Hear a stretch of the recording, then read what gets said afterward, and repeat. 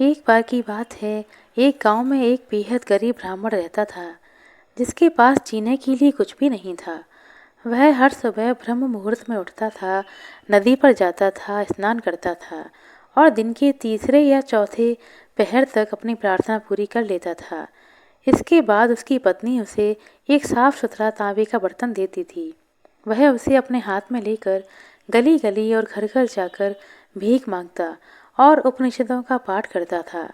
10वीं घटिका के आसपास ब्राह्मण चावल और कुछ सब्जियों से भरा बर्तन लेकर घर आता।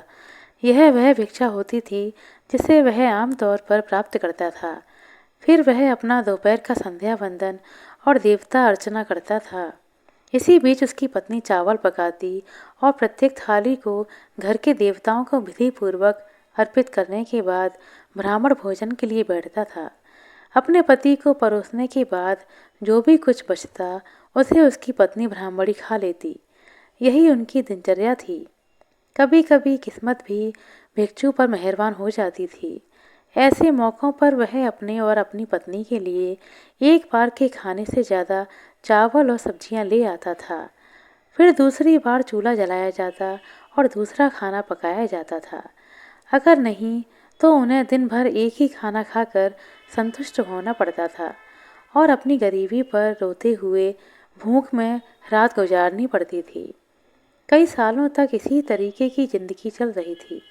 आखिरकार ब्राह्मण की पत्नी इस जिंदगी को बर्दाश्त नहीं कर सकी और उसने अपने पति से कहा, पतिदेव, हम इतने लंबे समय से इस दुख भरे जीवन को जी रहे हैं।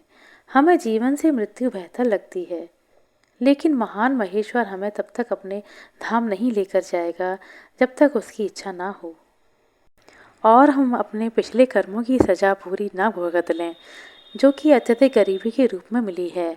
और जहाँ तक तुम्हारा सवाल है, तुमने कभी भी कुछ ऐसा सीखने की परवाह नहीं की जिससे तुम सम्मानजनक आजीविका कमा सको।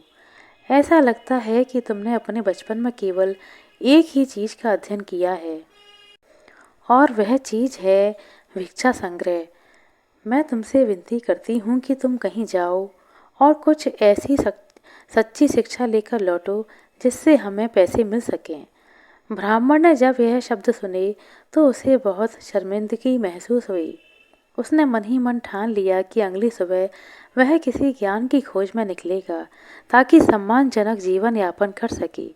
उसकी पत्नी ने भी उस दिन मिले चावल को नहीं पकाया, बल्कि अगले दिन की यात्रा के लिए उसे कुछ चावल दे दिए। अगले दिन सुबह सुबह जब ब्राह्मण नहाने गया तो उसकी पत्नी जाग गई और जल्दी जल्दी अपने बगीचे के कुएं पर नहाकर बचे हुए चावल पकाकर उसके लिए खाना बांध कर रख दिया। जब ब्राह्मण घर लौटा तो उसने अपनी पत्नी की दयालुता के लिए उस पर मुस्कुराया।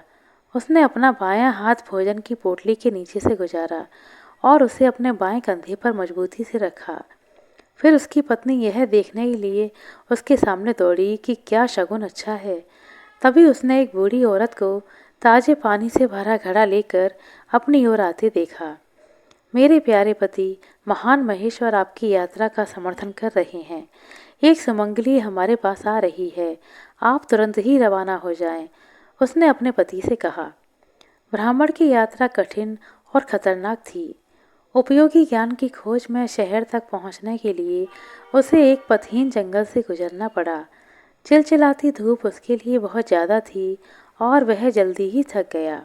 उसे भूख लग आई, हालांकि उसने इसे बहुत धैर्य के साथ सहन किया और तब तक चलता रहा जब तक वह एक सूखी नदी के किनारे नहीं पहुंच गया। उसने एक छोटी सी धारा को धीरे धीरे बहते देखा। उसकी थकावट इतनी ज़्यादा थी कि उसने अपने कंधे से गठरी उतारी और उसे एक इमली पेड़ की शाखा पर लटका दिया और उसके नीचे गहरी नींद में सो गया। सौभाग्य से उनके दिव्य माता पिता पार्वती और परमेश्वर उस रास्ते से गुजर रहे थे। देवी माँ बहुत भूखी थीं। उन्होंने अपने पति से कहा, भगवान, यहाँ एक गरीब ब्राह्मण सो रहा है। वह अपने भोजन के लिए जो चावल लाया है वह इमली के पेड़ पर लटका है और मुझे बहुत भूख लगी है। चलो हम दोनों अपना भोजन करें और अपनी यात्रा फिर से शुरू करें। परमेश्वर सहमत हो गए। उन्होंने खुद ही गठरी उतारी और बहती हुई नदी के पास चले गए। माँ पार्वती उनके पीछे पीछे गईं और दोनों ने भरपेट भोजन किया और वापस आ गए, जबकि ब्राह्मण अभी भी गहरी नींद में सो रहा था। माँ पार्वती ने उनकी ओर देखा और करुणा से भरी आवाज में कहा, देखिए प्रभु, बेचारा कितनी गहरी नींद में सो रहा है। उसे पता ही नहीं कि हम दोनों ने उसकी भोजन की पोटली खाली कर दी है। जब वह उठेगा तो भोजन के लिए क्या करेगा। परमेश्वर ने पार्वती माँ की ओर मुस्कुराते हुए कहा, तुम चिंता मत करो। फिर उन्होंने 5 सोने के प्याले प्रकट किए और उन्हें अब खाली हो चुकी भोजन की पोटली में बांध दिया। दिव्य माँ का चेहरा खुशी से चमक उठा और उन्होंने 5 सोने के प्यालों वाली पोटली को उसी इमली वृक्ष पर लटका दिया। इसके बाद दोनों कैलाश में अपने धाम लौट आए। शाम को ब्राह्मण जागा और उसने अनुमान लगाया कि सूर्यास्त से पहले केवल 5 या 6 घंटिकाएं ही बची हैं। उसने जल्दी से अपनी गठरी उतारी और नदी की ओर भागा। गठरी भारी लग रही थी। हैरान होकर उसने उसे खोला। एक के ऊपर एक रखे हुए 5 सोने के प्याले उसकी नज़रों से टकराए। जैसे ही उसने प्याले अलग किए, दिव्य लोक से एक प्राणी प्रत्येक प्याले से निकला और उसे कई तरह के व्यंजनों से भरपूर एक भव्य भोज परोसा। वह बहुत खुश हुआ और उसने सही ढंग से इस घटना की व्याख्या परमेश्वर के कार्य के रूप में की। जब उसने प्यालों को वापस उनकी मूल स्थिति में रखा तो दिव्य प्राणी गायब हो गए। उसने निष्कर्ष निकाला कि यह संकेत था उसकी गरीबी खत्म होने का और इसलिए आगे की यात्रा करने के बजाय वह प्रसन्न चेहरे के साथ घर वापस लौट आया। इस बीच उस गरीब महिला ने अपने पति को ज्ञान की खोज में अपने अभियान पर भेजते समय जो थोड़ा बहुत चावल बचा था उसे दे दिया था। चूंकि उसे एक मुट्ठी भर भोजन देने वाला कोई नहीं था, इसलिए उसने पूरी रात उपवास किया और अपने पति की मृत्यु या उसके वापस लौटने के लिए प्रार्थना कर रही थी ताकि उसके दुखों का अंत हो सके। लगभग 7वीं घंटिका पर उसने अपने दरवाजे पर 2 बार दस्तक सुनी और फिर एक आवाज़ आई, अरे सुनती हो। यह एक जानी पहचानी आवाज़ थी। वह तुरंत कुंडी खोलने के लिए दौड़ी। उसके बाएं हाथ में एक पतली सी बाती की छोटी सी रोशनी चल रही थी, जबकि उसने अपने दाहिने हाथ से कुंडी खोली। उसने देखा कि उसका पति वहाँ पर एक प्रसन्न मुस्कान के साथ खड़ा था। क्या मेरे स्वामी इतनी जल्दी लौट आए? ब्राह्मणी ने कहा। ब्राह्मण बोला, हाँ प्रिय, परमेश्वर का उपहार बहुत बढ़िया है। वह अंदर गया और ध्यान से दरवाज़ा बंद कर दिया। फिर उसने उसे बताया कि कैसे परमेश्वर ने उसे असाधारण पुण्य के 5 स्वर्ण प्याले प्रदान किए हैं। यह साबित करने के लिए कि उसने जो कहा वह झूठ नहीं, उसने उसे नए प्राप्त बर्तनों के माध्यम से भोजन खिलाया। उसने दिल खोलकर खाया। यह युगों का पर्व था। उसने परमेश्वर से कृतज्ञतापूर्वक प्रार्थना की। फिर उसके दिमाग में एक विचार आया। महेश्वर को सम्मानित करने का उचित तरीका पूरे गांव के लिए एक सार्वजनिक भोज देना था। ब्राह्मण इस पर प्रसन्न हुआ। उसने कहा कि वह भाग्यशाली है कि उसे ऐसी पत्नी और साथी मिली जिसका चरित्र इतना उदार है। आखिरकार दिव्य प्याले कितने भी लोगों को खिला सकते हैं। इसलिए ब्राह्मण ने अगले दिन गांव के सभी पुरुषों को आमंत्रित करने का बीड़ा उठाया और अपनी पत्नी से कहा कि वह सभी महिलाओं को आमंत्रित करे। सुबह स्नान और संध्या वंदन करने के बाद ब्राह्मण हर घर में गया और गांव के पुरुष निवासियों को अपने घर भोजन के लिए आमंत्रित किया। इसी तरह उसकी पत्नी ने सभी महिला सदस्यों को आमंत्रित किया। वे सभी एक समान रूप से चकित थे और उन सभी की प्रतिक्रिया एक जैसी थी। एक भिखारी ब्राह्मण पूरे गांव को दावत कैसे आमंत्रित कर सकता है? लेकिन उन्होंने अपनी हैरानी व्यक्त नहीं की और आने के लिए सहमति प्रकट कर दी। वे मना करके उसे छोटा महसूस नहीं कराना चाहते थे, लेकिन उन्होंने सोचा कि पहले अपने घर में खाना खाकर जाया जाए तो बेहतर है। फिर औपचारिकतावश और शिष्टाचार के तौर पर दावत में शामिल हो जाना चाहिए और इसलिए वे सभी ब्राह्मण के घर पहुँचे और वहाँ पर खाना पकाने या भोजन का कोई संकेत नहीं देखकर वे सभी अपने घरों में पहले भोजन करके आने पर प्रसन्न हुए।